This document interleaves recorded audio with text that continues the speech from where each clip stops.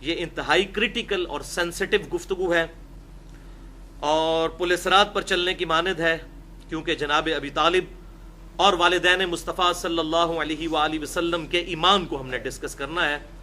اگر ہم نے اپنے ماں باپ کے ایمان کو ڈسکس کرنا ہو تو وہ شاید اتنا مشکل کام نہیں ہے جتنا ان ایشوز کو ریزالو کرنا ہے، کیونکہ لوگوں کے جذبات ان ایشوز کے ساتھ وابستہ ہیں اور وہ کتاب و سنت کے دلائل کو بالکل الگ رکھ کر اپنے جذبات کی بنیاد پر فیصلہ کرنے کی کوشش کرتے ہیں۔ تو انشاءاللہ ہم اللہ تعالیٰ سے مدد مانگتے ہوئے نستعین باللہ ونتوکل علیہ وحسبنا اللہ ونعم الوکیل ولا حول ولا قوة الا باللہ العلی العظیم اپنی گفتگو شروع کرتے ہیں۔ ایک دفعہ دروشی پڑھ لیجئے۔ اللہم صلی علی محمد وعلی آل محمد کما صلیت علی ابراہیم وعلی آل ابراہیم انک حمید مجید۔ اللہم بارک علی محمد وعلی آل محمد کما بارکت علی ابراہیم وعلی آل ابراہیم انک حمید مجید۔ سورۃ التوبہ آیت نمبر 113 سے 116 اپنا ریفرنس پیج نکال لیجئے۔ اعوذ باللہ السمیع العلیم من الشیطان الرجیم، بسم اللہ الرحمن الرحیم۔ ما کان لنبی والذین آمنوا، کسی نبی کو یہ شایع نہیں ہے اور نہ کسی ایمان والے کے لیے یہ شایان شان ہے، ان یستغفروا للمشرکین، کہ وہ دعائے استغفار کریں مشرکین کے لیے، ولو کانوا اولی قربا، اگرچہ وہ ان کے قریبی رشتہ دار ہی کیوں نہ ہو۔ کتنی کلیئر کٹ بات ہے۔ من بعد ما تبین لہم انہم اصحاب الجحیم، اس کے بعد کہ ان پر یہ بات کھل جائے، واضح ہو جائے کہ ان کے وہ رشتہ دار تو دوزخی ہیں۔ وما کان استغفار ابراہیم، اور ابراہیم علیہ السلام نے جو استغفار کیا تھا اپنے باپ کے لیے، ابی ان کے باپ کے لیے، وہ تو نہیں تھا الا عن موعدۃ وعدہا ایہ، وہ نہیں تھا مگر اس وعدے کے سبب جو انہوں نے اپنے باپ کے ساتھ کیا تھا۔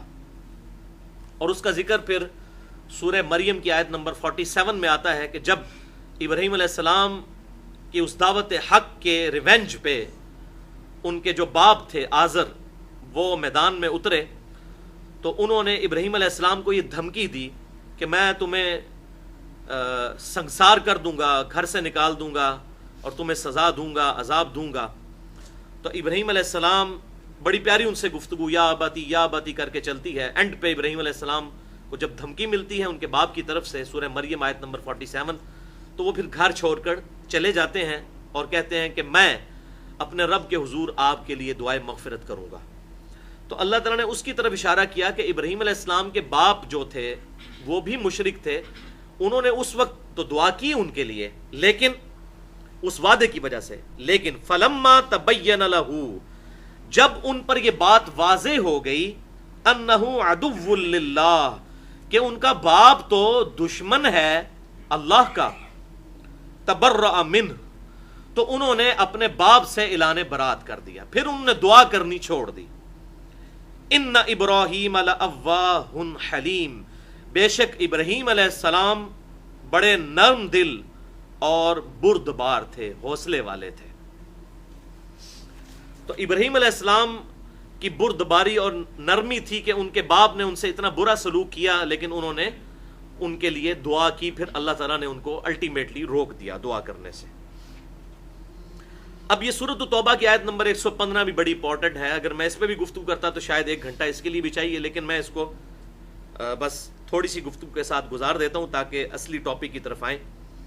وَمَا كَانَ اللَّهُ لِيُضِلَّ قَوْمًا بَعْدَ إِذْ هَدَاهُمْ، اور اللہ کی یہ شان نہیں ہے کہ وہ کسی قوم کو گمراہ کر دے بعد اس کے کہ وہ اس کو ہدایت دے، یعنی انبیاء کرام علیہ السلام کے ذریعے ان تک ہدایت پہنچائی ہو اور اللہ تعالیٰ معاذ اللہ جان بوجھ کر گمراہ کر دے کسی قوم کو، ایسا کبھی نہیں ہوگا۔ حتی یبین لہم ما یتقون، یہاں تک کہ اللہ تعالیٰ ہر بات کھول کر ان کے لیے بیان کر دے گا کہ جس چیز کا ڈر انہیں سنایا جاتا ہے، یعنی آخرت کا ڈر، تمام دلائل ان پر واضح کر دیے جائیں گے، اس کے بعد وہ اپنی مرضی ہے اگر گمراہی کا راستہ اختیار کرتے ہیں تو۔ ان اللہ بکل شیء علیم، بے شک اللہ تعالیٰ ہر شے کو اپنے علم سے احاطہ کیے ہوئے ہے، اس کے علم میں ہے ہر چیز. تو اللہ تبارک و تعالیٰ کی یہ رسپانسبلٹی ہے کہ وہ ہر قوم کو، ہر شخص کو مرنے سے پہلے پہلے ایک دفعہ ہدایت ضرور دکھا دے گا. اب اس کی مرضی ہے کہ وہ اس ہدایت کو قبول کرے. لہذا یہ ہمارے جو بعض تبلیغی جماعت کے بھائی جو ہیں اکثر یہ بات کرتے ہیں کہ افریقہ کے جنگلوں میں بھی کوئی بغیر کلمے کے مر گیا تو ہمیں پوچھا جائے گا. بھائی ہمیں نہیں پوچھا جائے گا، ہم ضرور دعوت و تبلیغ کا کام کریں، امر بالمعروف و نہی عن المنکر ہماری بیسک ریکوائرمنٹس ہیں اسلام کی، جو سورۃ العصر میں 4 شرائط آئیں. لیکن اللہ تعالیٰ نے اپنے ذمہ یہ بات لی ہے کہ دنیا میں ہر شخص تک حق بات پہنچانی ہے، اور اگر نہ بھی پہنچی تو وہ پھر اکاؤنٹیبل نہیں ہوگا، وہ اہل فطرت میں سے ہوگا. انشاءاللہ آج ذکر بھی آ جائے گا اہل فطرت کون ہے. تو بہرحال اللہ تبارک و تعالیٰ خود اپنے اوپر رسپانسبلٹی لیتا ہے کہ میں ہدایت ضرور واضح کر دوں گا، لیکن پھر شرط وہی ہے جو سورۃ العنکبوت میں آئی، والذین جاہدوا فینا لنہدینہم سبلنا، جو لوگ ہماری راہ میں کوشش کریں گے ان کے لیے ہم اپنی راہیں کھول دیں گے. ایمان اس کائنات کی سب سے ایلیٹ چیز ہے، یہ کبھی بھی اس طریقے سے حادثاتی طور پر نہیں ملے گی، اس کو ارن کرنا پڑے گا. ایون کوئی اگر مسلمان کے گھر بھی پیدا ہوا ہے تب بھی اسے پوری ایفرٹ پٹ کر کے حق بات تک پہنچنا ہے. اب قادیانی اپنے زوم میں تو اپنے آپ کو مسلمان ہی سمجھتے ہیں، لیکن اگر ایک قادیانی ہمیشہ صرف قادیانی علماء سے ہی تحقیق کرتا رہے گا، کبھی دوسرے علماء کو نہیں سنے گا یا کتاب و سنت کو خود پڑھنے کی کوشش نہیں کرے گا، تو ظاہر گمراہی پر مر جائے گا. اسی طریقے سے ایک بریلوی، دیوبندی، اہل حدیث، اہل تشیع، جتنے مکاتب فکر ہیں، اگر وہ صرف اپنے اپنے علماء کے ساتھ جڑے رہیں گے تو کبھی بھی وہ کمپیریٹیو سٹڈی کر کے حق بات کو حاصل نہیں کر سکتے. لہٰذا اللہ تبارک و تعالیٰ نے حق واضح کر دیا ہے، اس حق تک پہنچنے کے لیے خود ایفرٹ پٹ کرنی ہوگی ہمیں. ان اللہ لہ ملک السماوات والارض، بے شک زمین و آسمان کی بادشاہت اللہ ہی کے پاس ہے، اسی کے لیے ہے. یحیی و یمیت، وہی زندہ کرتا ہے اور وہی موت دیتا ہے. زندگی موت جس کے ہاتھ میں ہے تو پیچھے تو کوئی چیز رہ ہی نہیں جاتی. یہ ساری تمکنت، دنیا کے بڑے سے بڑے بدماش کی تمکنت اس وقت تک ہے جب تک اس کی زندگی ہے. تو زندگی موت اس کے ہاتھ میں، اور اس کی زندگی کیا ہے؟ هو الحی القیوم، وہ خود سے زندہ ہے اور ہر چیز کو تھامے ہوئے ہے. وَمَا لَكُم مِّن دُونِ اللَّهِ مِن وَلِيٍّ وَلَا نَصِيرٍ، اور اللہ کے علاوہ نہ تو کوئی تمہارا حقیقی دوست ہے اور نہ کوئی حقیقی مددگار اور پشت پناہ. حقیقی دوست وہی اللہ ہے، اور اس اللہ کے ریفرنس سے ہی جس کے ساتھ دوستی لگانی ہے، جیسا کہ جامعہ ترمذی میں صحیح حدیث ہے کہ اللہ سے محبت کرو کہ اس نے تمہیں اپنی نعمتوں سے نوازا ہے، اور مجھ سے محبت کرو، آپ صلی اللہ علیہ وسلم نے فرمایا، اس لیے کہ میں اللہ کا رسول ہوں، اور میرے اہل بیت سے محبت کرو کہ ان کی نسبت میرے ساتھ ہے. لہٰذا اہل بیت ہوں، صحابہ اکرام علیہم رضوان ہوں، نبی صلی اللہ علیہ وسلم یا کائنات کی کوئی بھی ہستی ہو، سب سے محبت اللہ کے ریفرنس سے ہے. بھائیو، یہ تو تھیں سورۃ التوبہ کی وہ 4 آیات جن پہ انشاءاللہ آج ڈیٹیل سے گفتگو ہوگی. اب اس بحث سے صرف نظر کہ ابراہیم علیہ السلام کے والد کا نام آزر تھا یا تارخ تھا، کیونکہ تورات میں تارخ ملتا ہے، یہاں پر بھی ابی کا لفظ آیا آزر کے لیے، اس حوالے سے کافی کنفلکٹ اور اختلاف پایا جاتا ہے. اور یہ کوئی اتنا انٹرسٹنگ موضوع ہمارے لیے نہیں ہے. ہمارے لیے اہم یہ ہے کہ یہ آیات اس امت محمدیہ صلی اللہ علیہ وآلہ وسلم کے ریفرنس سے کس موقع پر نازل ہوئیں اور ان کا شان نزول کیا ہے. لہذا انہی آیات کے کانٹیکسٹ میں اور ایک اور آیت ہے سورۃ القصص کی آیت نمبر 56 جو آپ کے ریفرنس پر پہلی آیت ہے، ریفرنس نمبر 1. اس آیت کو پہلے پڑھ لیجئے. اعوذ باللہ السمیع العلیم من الشیطان الرجیم، بسم اللہ الرحمن الرحیم. انک لا تہدی من احببت ولکن اللہ یہدی من یشاء. بے شک اے محبوب صلی اللہ علیہ وسلم، تم جس سے محبت کرتے ہو اسے ہدایت نہیں دے سکتے، اللہ جس سے چاہتا ہے ہدایت دے دیتا ہے. وَهُوَ أَعْلَمُ بِالْمُهْتَدِينَ، اور اسے خوب معلوم ہے کہ ہدایت کسے دینی ہے.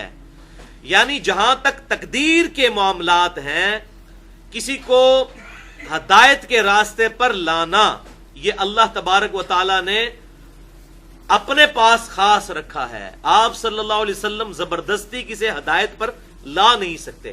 ہاں، ہدایت کی طرف رہنمائی ضرور کرتے ہیں. وہ سورہ الشورى کی آیت نمبر 52 میں آتا ہے وَإِنَّكَ لَتَهْدِي إِلَىٰ صِرَاطٍ مُسْتَقِيمٍ، اور بے شک اے محبوب صلی اللہ علیہ وسلم آپ ضرور لوگوں کو ہدایت کے راستے کی طرف، صراط مستقیم کی طرف رہنمائی کرتے ہیں. رہنمائی کرنا آپ صلی اللہ علیہ وسلم کا منصب ہے. باقی اس رہنمائی کے بعد اگر کوئی شخص جان بوجھ کر گمراہی اڈاپٹ کرتا ہے تو وہ اس بندے کی خود بدبختی، اور اللہ تبارک و تعالیٰ کسی کا سینہ اسلام کے لیے کھول دے تو یہ اللہ تعالیٰ کا اپنا ڈیوائن ڈیسیژن ہے. لیکن یہ نہ سمجھیے گا معاذ اللہ تعالیٰ کسی کو زبردستی گمراہ کر دیتا ہے یا گمراہ رہنے دیتا ہے. کبھی بھی ایسا نہیں ہوتا. ورنہ تو رسولوں کا مقدمہ، کتابوں کا مقدمہ ہی اسی بات پر قائم ہے کہ انسان کو اللہ نے اختیار دیا ہے. اِنَّا هَدَيْنَاهُ السَّبِيلَ إِمَّا شَاكِرًا وَإِمَّا كَفُورًا، ہم نے راہ ہدایت واضح کر دی ہے، چاہو تو ہمارا اقرار کرو چاہے انکار کر دو. معاذ اللہ تعالیٰ کسی کو جان بوجھ کر گمراہ نہیں کرتا، بلکہ کوئی شخص جان بوجھ کر خود حق واضح ہونے کے باوجود، جس کو ہم اپنی وہ پنجابی کی لینگویج میں کہتے ہیں کہ جدھا کہاں چٹا ہو جائے ادھر علاج کوئی نہیں نا. اب کوئی اگر کوے کو سفید کہنا شروع کر دے تو اس کا تو علاج کوئی نہیں ہے. بالکل واضح ہے کہ کوا جو ہے وہ بلیک کلر کا ہوتا ہے، لیکن اگر کوئی زبردستی گمراہی پر اتر آئے تو اس کو پھر اللہ تعالیٰ زبردستی ہدایت نہیں دے گا. لیکن پھر بھی اللہ تعالیٰ چاہے ایسے شخص کے لیے بھی کوئی ایسی ہدایت کا دروازہ کھول سکتا ہے. دعا قبول ہو جائے، جیسا کہ آپ صلی اللہ علیہ وسلم نے دعا کی، جامعہ ترمذی میں صحیح سند کے ساتھ موجود ہے کہ اے اللہ عمر ابن حشام اور عمر بن خطاب میں سے ایک کو اسلام کی دولت سے سرفراز فرما اور اس کے ذریعے اسلام کو شوکت عطا فرما. اور صحیح بخاری میں ہے، ابن مسعود رضی اللہ تعالیٰ عنہ کہتے ہیں جب سے سیدنا عمر فاروق رضی اللہ تعالیٰ عنہ ایمان لے کر آئے اس کے بعد اسلام کا گراف کبھی نیچے نہیں آیا، اوپر ہی گیا ہے. تو اب یہ سیدنا عمر جو اتنے بڑے دشمن اسلام تھے، ان کو ہدایت ملی آپ صلی اللہ علیہ وسلم کی مبارک دعا کی برکت سے. یہ وہ ہدایت ہے جو اللہ تبارک و تعالیٰ ہی سے مانگی جائے گی. اسی طریقے سے سیدنا ابو ہریرہ رضی اللہ تعالیٰ عنہ کے بارے میں صحیح مسلم میں آتا ہے، ان کی ماں آپ صلی اللہ علیہ وسلم کو گالیاں دیا کرتی تھی. سیدنا ابو ہریرہ پریشان ہوئے، یا رسول اللہ صلی اللہ علیہ وسلم اب برداشت ختم ہو چکی ہے، آپ دعا کیجئے کہ میری ماں کو ایمان ملے. آپ صلی اللہ علیہ وسلم نے دعا کے لیے ہاتھ اٹھائے. سیدنا ابو ہریرہ کہتے ہیں میں نے دڑکی لگا دی کہ دیکھتا ہوں کہ آپ صلی اللہ علیہ وسلم کی دعا پہلے مکمل ہوتی ہے کہ میری ماں پہلے ایمان کے لیے تیار ہوتی ہے. وہ کہتے ہیں کہ میں اپنے گھر کے دروازے پہ پہنچا تو میری والدہ غسل کر رہی تھی اور دروازہ بند تھا. انہوں نے کہا کہ باہر ہی رہو. غسل کر کے باہر آئی، اندر نہیں گئے اور کہا کہ مجھے آپ صلی اللہ علیہ وسلم کے پاس لے چلو، میں اسلام قبول کر لوں. تو اب یہ جو ہدایت اس طرح کی ہے نا، یہ تو واقعی اللہ تبارک و تعالیٰ آپ صلی اللہ علیہ وسلم کی دعا کی برکت سے کسی کو ہدایت عطا فرمائے. لیکن بسا اوقات ایسا بھی ہوتا تھا، ظاہر ہے میرے محبوب صلی اللہ علیہ وسلم کی تو خواہش یہی تھی کہ پوری انسانیت ہی کلمہ پڑھ لے، لیکن آپ کی یہ جو خواہش ہے وہ تو اللہ تعالیٰ نے پوری نہیں کی. یہ تو اللہ تبارک و تعالیٰ نے اسی چیز کا ذکر کیا کہ انک لا تہدی من احببت، بے شک اے محبوب صلی اللہ علیہ وسلم جس سے تم محبت کرتے ہو تم خود اسے ہدایت نہیں دے سکتے. ولکن اللہ یہدی من یشاء، بلکہ اللہ جسے چاہتا ہے ہدایت دے دیتا ہے. وہو اعلم بالمہتدین، اور وہ بہتر جانتا ہے کہ کسے ہدایت دینی ہے. سورۃ القصص آیت نمبر 56. اب یہ سورۃ القصص آیت نمبر 56 اور سورہ التوبہ آیت نمبر 113 اور 114، ان دونوں آیات کے کانٹیکسٹ میں ایک حدیث ہے، متفقن علیہ حدیث ہے، صحیح بخاری اور صحیح مسلم میں، دونوں ہماری ٹاپ کی کتابوں میں. صحیح بخاری میں انٹرنیشنل نمبرنگ کے مطابق 3884، صحیح مسلم میں اس کے 4 طرق ہیں، 132 سے لے کر 135 تک کتاب الایمان شروع کے چیپٹر میں، کہ جب جناب ابو طالب کی وفات کا وقت قریب آیا تو آپ صلی اللہ علیہ وسلم ان کے سرحانے تشریف لائے اور فرمایا کہ چچا ایک دفعہ میرے کان میں لا الہ الا اللہ پڑھ دے، میں اللہ کے حضور اسے دلیل بنا کر اللہ کے حضور جھگڑا کر سکوں گا دلائل کے ساتھ تیری بخشش کے لیے. تو اسی سرحانے پر ابو جہل اور عبداللہ بن امیہ بھی موجود تھے. انہوں نے جناب ابو طالب کو اس بات پر ورغلایا کہ آپ مرتے مرتے اپنے باپ کا مذہب کیوں چھوڑ کر جا رہے ہیں، اور کہا کہ کیا تم عبد المطلب کے دین سے پھر جاؤ گے. تو وہ اس بات پر ایمفیسائز کرتے رہے یہاں تک کہ ابو طالب کی زبان سے آخری کلمہ یہ نکلا کہ میں عبد المطلب کی ملت پر ہوں. یعنی آپ صلی اللہ علیہ وسلم کی دعوت حق ابو طالب نے قبول نہیں کی. بس اسی پر ان کی وفات ہوئی. آپ صلی اللہ علیہ وسلم بڑے غمگین ہوئے اور کہا کہ میں اپنے چچا کے لیے دعائے مغفرت کرتا رہوں گا یہاں تک کہ مجھے اللہ تعالیٰ اس دعا کرنے سے روک دے. تو وہ روک دیا پھر سورۃ توبہ کے اندر. اور ابراہیم علیہ السلام کی مثال بھی تھی. تو اس کانٹیکسٹ میں سورۃ توبہ کی آیت نمبر 113 نازل ہوئی. صحیح بخاری میں بھی الفاظ موجود ہیں, صحیح مسلم میں بھی, اور ساتھ بخاری اور مسلم میں ہے کہ پرٹیکولرلی ابو طالب کے حوالے سے آپ صلی اللہ علیہ وسلم کی تسلی کے لیے پھر سورۃ القصص کی آیت نمبر 56 بھی نازل ہوئی. انک لا تہدی من احببت ولکن اللہ یہدی من یشاء. بے شک اے محبوب صلی اللہ علیہ وسلم, آپ جس سے محبت کرتے ہیں یعنی جناب ابی طالب سے, ان کو آپ زبردستی ہدایت نہیں دے سکتے. اللہ جسے چاہتا ہے وہ ہدایت دیتا ہے. وَلِعَاذُ بِاللَّهِ تَعَالَى. تو بھائیو, اسی کانٹیکسٹ میں ایون احمد رضا بریلوی صاحب المتوفا 1340 ہجری, انہوں نے ایک کتاب لکھی ہے رافضیوں کے خلاف. اہل تشیع کا جو سب سے گھناؤنا گروپ ہے رافضی, اس کتاب کا نام ہے رد الرافضہ, یعنی رافضیوں کا رد. پاکستان میں اس کتاب کی پرنٹنگ پہ پابندی ہے, لیکن پھر بھی آپ کو نیٹ پہ PDF فارمیٹ میں یہ کتاب مل جائے گی. بڑی علمی کتاب ہے اور بڑے دلائل کے ساتھ انہوں نے ان کے جو غلط عقائد ہیں ان کا رد کیا ہے.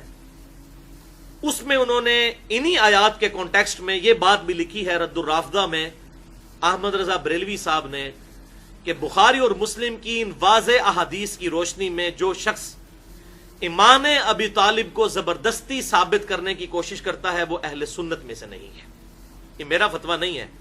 تو ڈاکٹر طاہر القادری صاحب نے جو ناجائز دھونس کے ساتھ کوشش کی ہے ایمان ابی طالب ثابت کرنے کی, تو یہ فتویٰ احمد رضا بریلوی صاحب کا ان پر جاتا ہے. اور انہوں نے ڈنکے کی چوٹ پہ اس بات کا رد کیا کہ ابو طالب نے ایمان قبول نہیں کیا, بلکہ اہل سنت کا اس پر اجماع ہے. تمام مکاتب فکر کا, بریلوی ہوں, دیوبندی ہوں, اہل حدیث ہوں, یا جتنے اہل سنت کے آف شوٹ ہیں, حنفی, شافعی, مالکی, حنبلی, سب کے سب اس پر متفق ہیں کہ ابو طالب کی موت ایمان پر نہیں ہوئی. ایون اہل تشیع کے ہاں بھی کوئی روایت ایسی موجود نہیں ہے جس میں ایمان ابی طالب کا ذکر موجود ہو. وہ کہتے ہیں ہماری بکس خاموش ہیں, نہ تو ان کے کفر پہ دلائل دیتی ہیں اور نہ ایمان قبول کرنے پر, لہذا ان کے پاس بھی کوئی مضبوط چیز نہیں ہے. اہل سنت کا موقف ہی حق پر ہے. لیکن یہاں پر یہ بھی یاد رکھیے گا کہ جناب ابی طالب کا نام ہم احترام سے لیتے ہیں کیونکہ ان کے احسانات ہمارے محبوب صلی اللہ علیہ وسلم پر ہیں. ہم ان کے ساتھ ان کے الفاظ بدتمیزی کے ساتھ نہیں لیتے, اور اس کے دلائل میں بخاری اور مسلم کی ایک حدیث بھی بڑی رکت انگیز انشاءاللہ بھی بیان کروں گا. تو چاہے جناب ابی طالب ہوں, چاہے جناب عبد المطلب ہوں, نام ہم احترام سے رہیں گے. عبد المطلب کا معاملہ ڈیفرنٹ ہے, ان تک تو آپ صلی اللہ علیہ وسلم کی دعوت ہی نہیں پہنچی. آپ کی عمر مبارک 8 سال تھی تو عبد المطلب دنیا سے چلے گئے, لہذا ان کا معاملہ تو وہی ہے جو صحیح مسلم میں انٹرنیشنل نمبرنگ کے مطابق کتاب الایمان چیپٹر میں 386 نمبر حدیث ہے کہ جس کسی یہودی یا عیسائی نے میرے بارے میں سن لیا کہ میں اللہ کا پیغمبر ہوں اور مجھ پر ایمان نہ لایا تو وہ دوزخ میں جائے گا. اب ظاہر ہے جس نے سنا ہی نہیں ہے اس کے اوپر تو وہ اپلیکیشن نہیں لگائی جا سکتی. اور پھر اس سے بھی بڑھ کر بخاری اور مسلم کی متفقن علیہ حدیث ہے, بخاری میں 4315, مسلم میں 4615. غزوہ حنین کے کانٹیکسٹ میں آتا ہے کہ صرف 80 بندے آپ صلی اللہ علیہ وسلم کے ساتھ رہ گئے تھے, اور سورۃ توبہ میں اس کا ذکر ہے کہ جب مسلمانوں نے اپنی کثرت پہ گھمنڈ کیا, 12,000 کا مسلمانوں کا لشکر تھا, لیکن وہ سب کا سب تتر بتر ہو گیا جب قبیلہ حوازن اور ثقیف کے تیروں کا ان کو سامنا کرنا پڑا. صرف نبی صلی اللہ علیہ وسلم اور آپ کے ساتھ 80 اصحاب رہ گئے. اس وقت آپ صلی اللہ علیہ وسلم, بخاری اور مسلم کا میں حوالہ دے چکا, ایک رجز پڑھتے ہوئے آگے گئے اور آپ نے لیڈ کیا اپنے اصحاب کو, انا النبی لا کذب انا ابن عبد المطلب, میں نبی ہوں, اس میں کوئی جھوٹی بات نہیں ہے, میں عبد المطلب کا بیٹا ہوں. میں نبی ہوں, اس میں کوئی جھوٹی بات نہیں, اور میں عبد المطلب کا بیٹا ہوں. تو آپ صلی اللہ علیہ وسلم نے فخریہ طور پر عبد المطلب کا نام بھی لیا اس رجز کے اندر. لہٰذا ہم تو احترام سے نام لیں گے، چاہے جناب ابی طالب ہوں چاہے وہ عبد المطلب ہوں۔ اب اس حوالے سے کہ ان کا نام احترام سے اور ان کا احسان پوری امت پر ہے، بخاری اور مسلم کی متفق علیہ حدیث ہے۔ صحیح بخاری میں 3883، مسلم میں 510 سے لے کر 513 تک 4 طرق ہیں کہ سیدنا عباس بن عبد المطلب یعنی نبی صلی اللہ علیہ وسلم کے چچا، جناب ابی طالب کے چھوٹے بھائی اور جناب عبد المطلب کے بیٹے، انہوں نے آپ صلی اللہ علیہ وسلم سے عرض کی، اے اللہ کے رسول صلی اللہ علیہ وسلم، کیا آپ نے ابو طالب کو کوئی نفع پہنچایا؟ ابو طالب تو آپ کی خاطر لوگوں سے لڑتے تھے، آپ کی مدد کیا کرتے تھے اور لوگوں سے آپ کی خاطر غصہ ہوا کرتے تھے۔ تو آپ صلی اللہ علیہ وسلم نے ارشاد فرمایا، ہاں میری وجہ سے ابو طالب کو نفع پہنچا، اگر میں نہ ہوتا، بخاری اور مسلم دونوں میں الفاظ ہیں، اگر میں نہ ہوتا تو ابو طالب دوزخ کی سب سے نچلی گھاٹی میں ہوتے۔ اب وہ دوزخ سے باہر نکال لیے گئے ہیں، صرف ان کے پاؤں ٹخنوں تک دوزخ میں ہیں، اور دوزخ کا سب سے کم عذاب ابو طالب کو ہو رہا ہے، یعنی آپ صلی اللہ علیہ وسلم کی شفاعت کی برکت سے۔ لیکن وہ کم عذاب بھی اتنا سخت ہے کہ پاؤں صرف دوزخ میں ہیں، لیکن اس کی وجہ سے ان کا دماغ ہنڈیا کی طرح کھولتا ہے، وَلِعَاذُ بِاللَّهِ تَعَالَى۔ استغفر اللہ واتوب الیہ۔ اور مسلم کے الفاظ ہیں، انٹرنیشنل نمبرنگ کے مطابق 511 نمبر جو طرق آتا ہے اس میں الفاظ ہیں، وجدتہ فی غمرات من النار، میں نے انہیں دوزخ کی سب سے نچلی گھاٹی میں ان گڑھوں میں پایا، فاخرجتہ الی ضحضاح، تو میں نے انہیں کھینچ نکالا ہلکے عذاب کی طرف، یعنی آپ صلی اللہ علیہ وسلم نے ان کو باہر نکال لیا۔ اچھا، اس سے یہ بھی بات پتہ چلی کہ اگر کوئی کافر ہے، اب قرآن و سنت کے دلائل کی روشنی میں تو کافر کو تو کوئی مرنے کے بعد نفع نہیں پہنچ سکتا، لیکن ابو طالب کا معاملہ ڈیفرنٹ تھا۔ ابو لہب بھی ہے، اس کے خلاف پوری سورت نازل ہوئی، لیکن ابو طالب کا معاملہ ڈیفرنٹ ہے، کیونکہ ان کے ہمارے محبوب صلی اللہ علیہ وسلم پر احسانات تھے، اور ایک احسان تو اللہ نے دنیا میں بھی اتروا دیا کہ آپ صلی اللہ علیہ وسلم کی پرورش کی ابو طالب نے، اور ابو طالب کے بیٹے سیدنا علی ابن ابی طالب کی پرورش کی نبی صلی اللہ علیہ وسلم نے۔ یہ دنیا میں ہی اللہ تعالیٰ نے ایک بدلہ اتروا دیا۔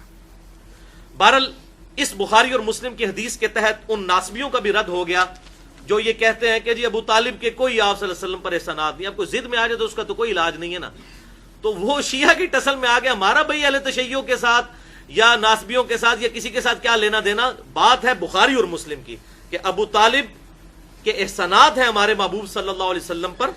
اب یہ نہیں ہے کہ سیدنا علی کے بغض میں آ کر کوئی ابو طالب کا انکار کرنا شروع کر دے کہ ان کے کوئی احسانات نہیں ہیں، ورنہ تو بخاری اور مسلم کا انکار لازم آئے گا۔ لہذا ہم جناب ابی طالب کا نام احترام کے ساتھ اس حوالے سے لیتے ہیں۔ اب جناب ابی طالب اور جناب عبد المطلب کے حوالے سے ہماری گفتگو کنکلوڈ ہوئی۔ اب ہم دوسرے حصے کی طرف آتے ہیں، اور وہ ہے والدین مصطفیٰ صلی اللہ علیہ وسلم سے متعلق صحیح عقیدہ کیا ہونا چاہیے۔ اس پہ جانے سے پہلے ایک دفعہ دروشی پڑھ لیجئے۔ اللہم صلی علی محمد وعلی آل محمد کما صلیت علی ابراہیم وعلی آل ابراہیم انک حمید مجید، اللہم بارک علی محمد وعلی آل محمد کما بارکت علی ابراہیم وعلی آل ابراہیم انک حمید مجید۔ بھائیو، والدین مصطفیٰ صلی اللہ علیہ وآلہ وسلم سے متعلق کیا عقیدہ ہونا چاہیے، اس کے لیے جو ہم نے اصول اور مبادی کھڑے کرنے ہیں وہ قرآن کی روشنی میں کرنے ہیں، کیونکہ ہمارے عقائد کی بنیادی کتاب ہے القرآن۔ لہذا قرآن پاک کے ریفرنس سے اگلے کراس ریفرنسز جو آپ کے پاس ہیں آپ کے ریفرنس پیج پہ، ان پر آ جائیے۔ کراس ریفرنس نمبر 2، سورۃ المائدہ کی آیت نمبر 19۔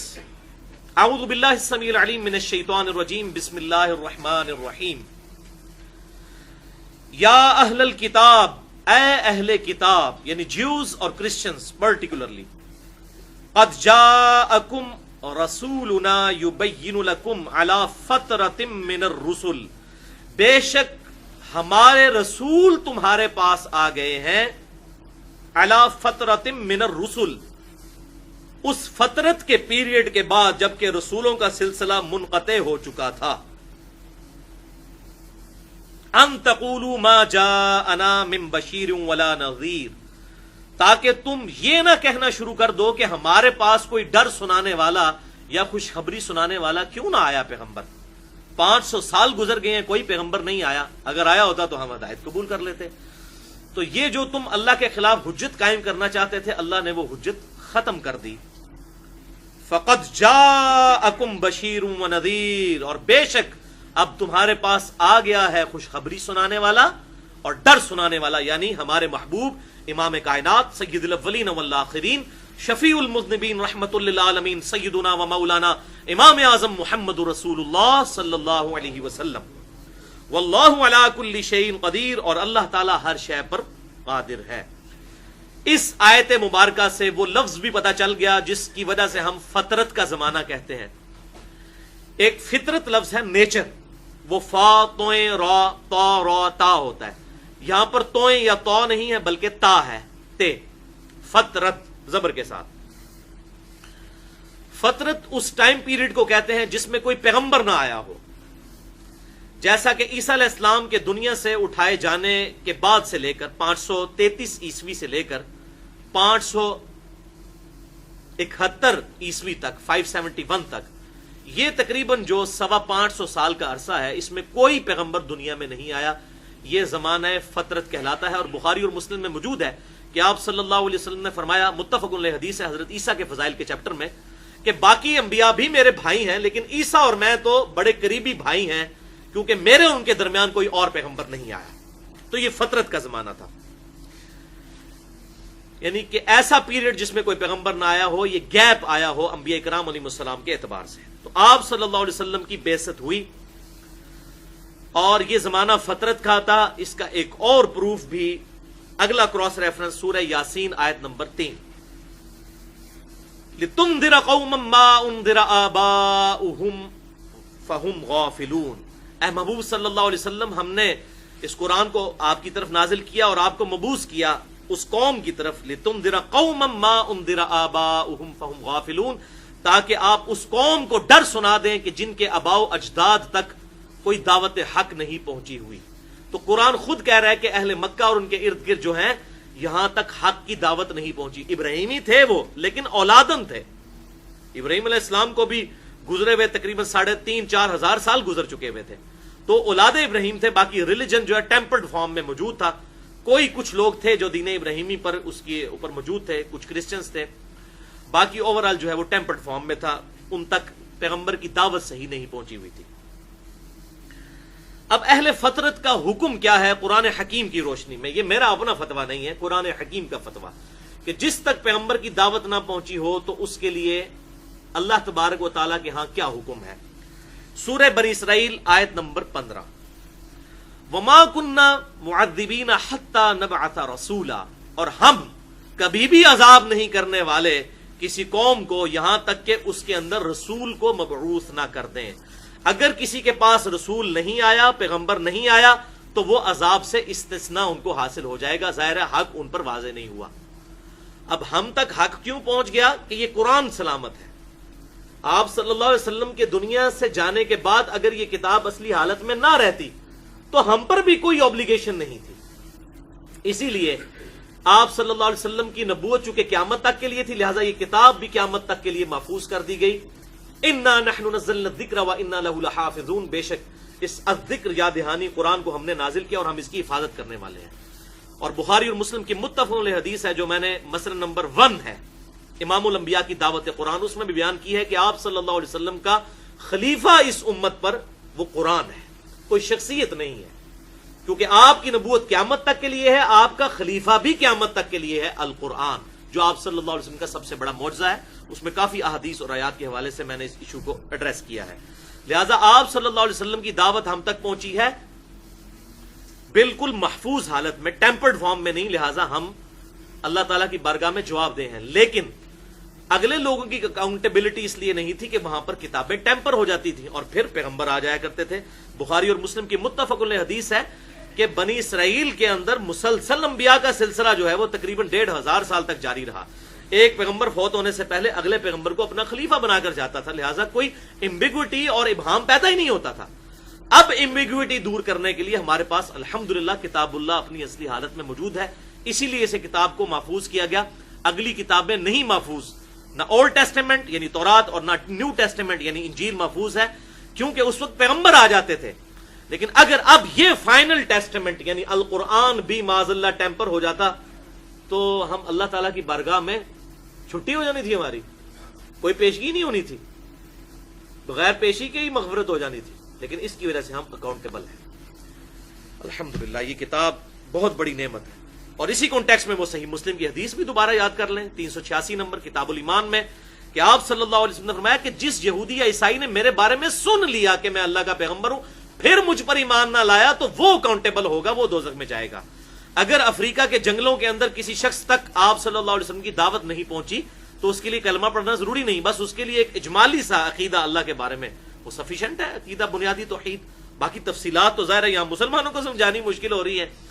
تو وہ ایسے لوگ جن تک اس طریقے سے انبیاء کرام علیہ السلام کی دعوت نہیں پہنچی تو اللہ تعالیٰ کی بارگاہ میں اکاؤنٹیبل نہیں ہے. اب رہا بھائیو صحیح مسلم کی وہ 2 حدیثوں کا مسئلہ جس کی وجہ سے والدین مصطفیٰ صلی اللہ علیہ وسلم کے بارے میں زبان درازی کی جاتی ہے. قرآن پاک کی ان آیات اور احادیث کی روشنی میں ایک بات تو بالکل کلیئر ہوگی کہ آپ صلی اللہ علیہ وسلم کے والدین اہل فطرت ہیں. کیوں کہ آپ صلی اللہ علیہ وسلم کے جو والد گرامی تھے جناب عبداللہ, وہ آپ صلی اللہ علیہ وسلم کی پیدائش سے پہلے ہی فوت ہو گئے تھے تقریباً 18 سال کی عمر میں, ان کی عمر بڑی چھوٹی تھی. اور آپ صلی اللہ علیہ وسلم کی والدہ محترمہ جناب آمنہ, وہ آپ صلی اللہ علیہ وسلم کی جب عمر مبارک 6 سال تھی تو وہ دنیا سے چلی گئیں. لہذا ان تک کوئی دعوت آپ صلی اللہ علیہ وسلم کے ریفرنس سے نہیں پہنچی. اور قرآن بھی کہہ رہا ہے لِتُنذِرَ قَوْمًا مَا أُنذِرَ آبَاؤُهُمْ فَهُمْ غَافِلُونَ, آپ کو اس کی طرف پیغمبر بنا کر اس قوم کی طرف بھیجا گیا ہے جن کو آباء و اجداد کو کوئی ڈر سنانے والا نہیں آیا. اور وَمَا كُنَّا مُعَذِّبِينَ حَتَّى نَبْعَثَ رَسُولًا, ہم کبھی بھی کسی قوم کو عذاب دینے والے نہیں یہاں تک کہ نبی ان میں مبعوث نہ کر دیں. قرآن کا مقدمہ بالکل 14ویں کے چاند کی طرح اور چمکتے ہوئے سورج کی طرح بالکل کلیئر ہے آپ صلی اللہ علیہ وسلم کے والدین کے بارے میں. اب رہا صحیح مسلم کی وہ 2 حدیثیں جن کی وجہ سے بعض لوگ جو ہیں وہ عقائد کے اندر دوسری طرف ڈیویٹ کر گئے. میں ان کو بھی یہاں پر ایڈریس کر دوں کیونکہ اہل حق کی نشانی یہ ہوتی ہے کہ مخالفین کے دلائل کو بھی ایڈریس کیا جاتا ہے, صرف اپنی نہیں ٹھوکی جاتی یا اپنی زبردستی کسی کے دماغ میں نہیں ڈالی جاتی بلکہ مخالفین کے دلائل بھی. لیکن یہ بات یاد رکھیے گا کہ اصول اور مبادی قرآن حکیم کے خلاف کوئی ایکسیپٹ نہیں ہوں گے. یہ کتاب جو ہے یہ بنیادی عقائد ہمیں فراہم کرتی ہے, اس کے خلاف اگر کوئی بات آئے گی وہ ایکسیپٹیبل نہیں ہوگی. یہ بات یاد رکھیے گا, چاہے کوئی حدیث آئے کوئی روایت آئے وہ اس کتاب کی روشنی میں جج کی جائے گی. یہ الفرقان ہے. قرآن حدیث کو تو چھوڑ دیں, سورہ آل عمران کے پہلے رکوع میں آیا کہ تورات اور انجیل بھی جو ہے وہ بھی اس کتاب کے اوپر پیش کیے جائیں گے, الہامی کتابیں بھی. ٹھیک ہے, تو یہ کتاب ہے الفرقان, حق اور باطل میں تمیز کرنے والی کتاب. الحمدللہ کوئی صحیح حدیث جو ہے جس کی سند ٹھیک ہو وہ کبھی بھی کتاب اللہ کے خلاف نہیں ہوگی. ہاں بسا اوقات ہمیں لگتا ہے بظاہر کوئی آیات ٹکرا رہی ہوتی ہیں, جیسا کہ کبھی آپ نے بڑی ریسنٹ ایگزامپل میں نے آج ڈسکس کی کہ سورہ قصص میں آیا انک لا تہدی من احببت, اے نبی آپ ہدایت دے ہی نہیں سکتے جس سے محبت کریں بلکہ اللہ ہدایت دیتا ہے. اور سورہ الشورى کے اندر آیت نمبر 52 میں بالکل الٹ بات آئی انک لتہدی الی صراط مستقیم, آپ تو ضرور ہدایت دیتے ہیں صراط مستقیم کی طرف. تو بظاہر یہ 2 آیات ٹکرا رہی تھی لیکن ٹکرا نہیں رہی. وہاں پر ہے کہ آپ صلی اللہ علیہ وسلم کسی کی تقدیر کا فیصلہ نہیں کر سکتے, یہاں پر ہے کہ آپ ہدایت کی طرف رہنمائی کرتے ہیں. وہاں ہے لا تہدی, نہیں ہدایت دے سکتے, یہاں ہے لتہدی. دیکھیں لام الف زبر لا اور لام زبر لا کا کتنا فرق ہے. لام تاکید بن جاتا ہے, عربی میں تو الٹ مطلب بن جاتا ہے. لا کا مطلب ہے نہیں, لا کا مطلب ہے ضرور اگر الف نہ ہو ساتھ تو. اسی والے سے میں نے وہ مسئلہ نمبر 23 تقریباً 55 منٹ کا ریکارڈ ہے. قرات سیکھنے کا طریقہ میں نے 40 منٹ کے اندر پورا قرات کیسے ایک عربی قرات کوئی سیکھ سکتا ہے وہ لیکچر دیکھا جا سکتا ہے. مسئلہ نمبر 23 اس میں بھی یہ میں نے لا اور لا کا فرق بتایا. تو وہ دو حدیثیں بھی آپ ڈسکس کر لیتے ہیں اینڈ پہ. پہلی حدیث ہے صحیح مسلم کی انٹرنیشنل نمبرنگ کے مطابق پوری 500 نمبر حدیث, 500 نمبر حدیث صحیح مسلم کے اندر, کہ ایک شخص نے آپ صلی اللہ علیہ وسلم کی خدمت میں حاضر ہو کر عرض کی, اے اللہ کے رسول صلی اللہ علیہ وسلم, این ابی, میرا باپ کہاں ہے؟ یعنی اس کی آخرت میں کیا معاملہ ہوا ہے. چونکہ آپ صلی اللہ علیہ وسلم پر وحی نازل ہوتی ہے, آپ کو اللہ تعالیٰ غیبی خبریں عطا فرماتا ہے, تو میرے باپ کے بارے میں مجھے بتائیے, این ابی, میرا باپ کہاں پر ہے؟ تو آپ صلی اللہ علیہ وسلم نے ارشاد فرمایا, فی النار, تیرا باپ تو دوزخ کی آگ میں ہے. تو وہ شخص غمگین ہو کر وہاں سے چل دیا. پھر آپ صلی اللہ علیہ وسلم کو احساس ہوا کہ اس کو اس بات کا دکھ ہوا ہے, تو آپ نے اسے واپس بلایا, اور پھر آپ صلی اللہ علیہ وسلم نے فرمایا, ان ابی و اباک فی النار, بے شک میرا باپ بھی اور تیرا باپ بھی دونوں دوزخ میں ہیں. بے شک میرا باپ بھی اور تیرا باپ بھی دونوں دوزخ میں ہیں. تو اس حدیث کی وجہ سے جو صحیح مسلم میں 500 نمبر حدیث ہے, لوگ کہتے ہیں کہ آپ صلی اللہ علیہ وسلم کے جو والد گرامی ہیں وہ معاذ اللہ استغفر اللہ دوزخ میں ہیں. تو الفاظ ذرا نوٹ کریں, اس میں والد کے الفاظ نہیں ہیں, ان ابی کے الفاظ ہیں. اب ابی عربی زبان میں باپ کے لیے بھی بولا جاتا ہے اور چچا کے لیے بھی بولا جاتا ہے, اور اس کے پروف میں قرآن پاک کی اگلی میں آیت پیش کروں گا, اور حافظ ابن کثیر رحمہ اللہ کا قول بھی پیش کروں گا اسی آیت کے کانٹیکسٹ میں, کہ عربی زبان میں چچا کو بھی باپ کے طور پر پریزنٹ کیا جاتا ہے. والد کا لفظ جو ہے نا وہ ان ایمبیگوس ہوتا ہے. والد وہی ہوگا جس کی وجہ سے اس کی پیدائش ہوئی. اب آپ صلی اللہ علیہ وسلم ہمارے والد تو نہیں ہیں, لیکن ہمارے باپ ہیں روحانی طور پر. کیوں؟ قرآن پاک میں سورۃ الاحزاب میں النبی اولی بالمؤمنین من انفسہم وازواجہ امہاتہم, نبی صلی اللہ علیہ وسلم مومنین کی جانوں سے بڑھ کر ان پر حق رکھتے ہیں, اور نبی کی بیویاں امت کی مائیں ہیں. وہ امت کی والدہ نہیں ہے, ماں ہے. آپ صلی اللہ علیہ وسلم ہمارے روحانی باپ ہیں, والد نہیں ہے.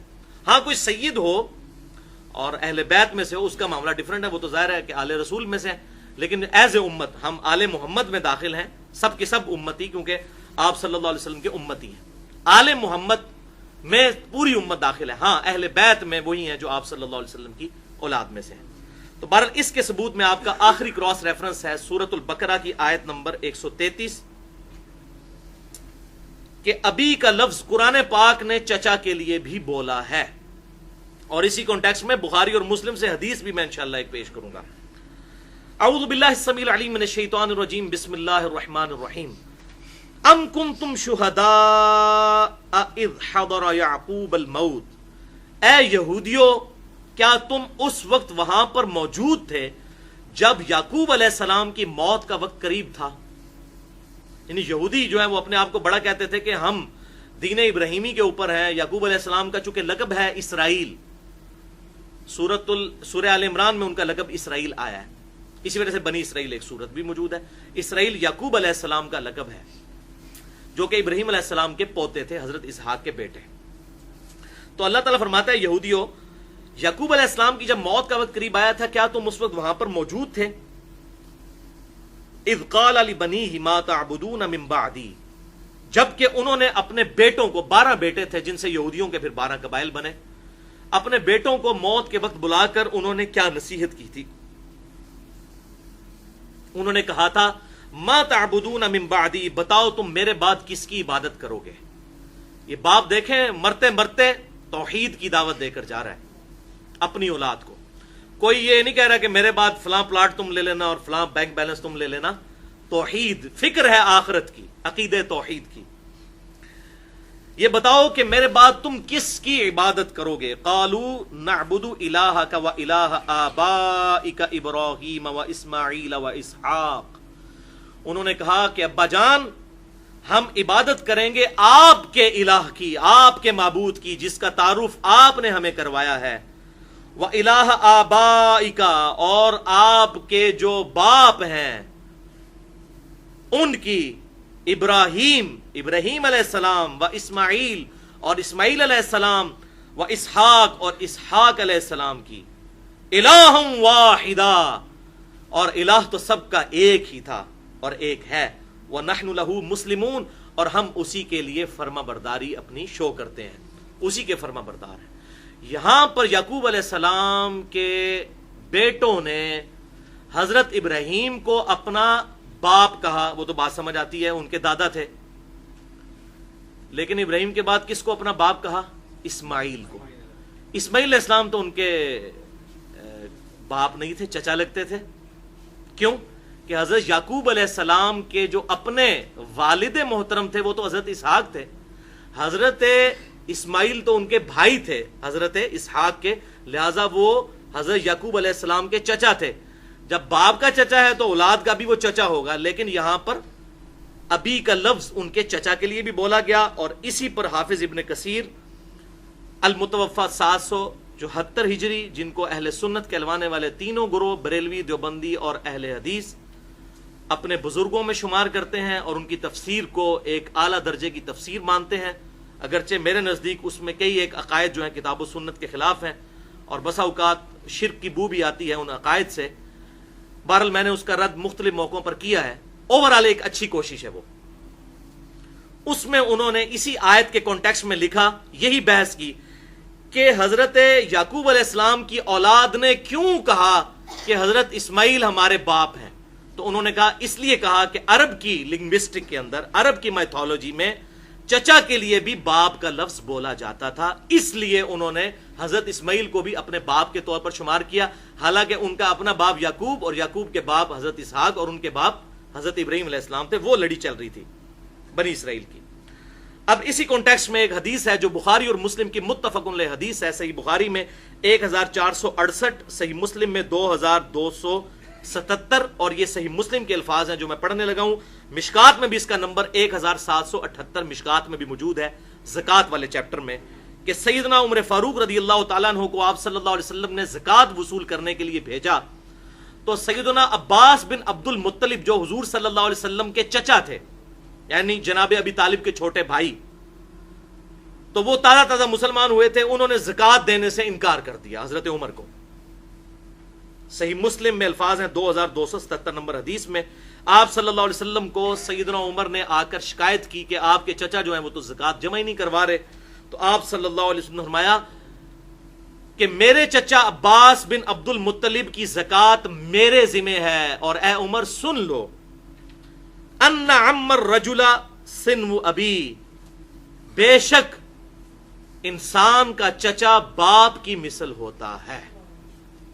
صحیح مسلم میں سے تھا نا، ان ابی، بے شک میرا باپ اور تیرا باپ دوزخ میں ہے، اور یہ صحیح مسلم میں ہی ہے 2277 کہ عمر عباس میرا چچا ہے، اور یاد رکھ کہ چچا باپ کی مثل ہوتا ہے۔